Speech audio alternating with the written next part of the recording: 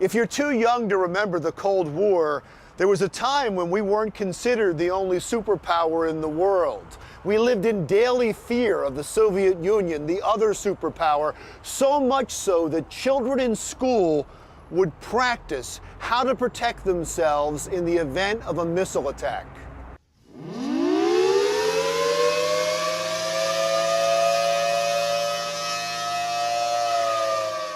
Since the collapse of the Soviet Union over 20 years ago, we have been the lone big man on the global campus.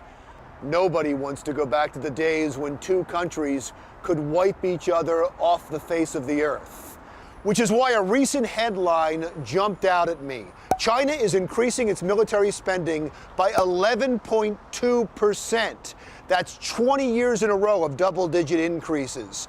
Now, we're still #1 in the world in defense spending, but China is #2 with a bullet as they're increasing their military spending while we cut ours.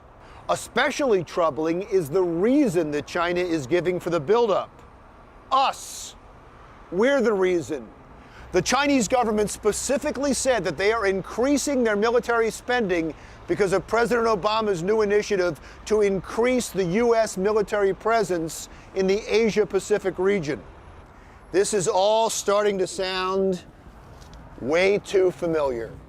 Remember, the Cold War was played out on a global chessboard with the only military actions happening in other countries. The only direct attacks were verbal.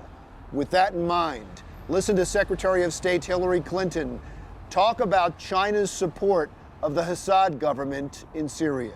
It is just despicable, and I ask, whose side are they on?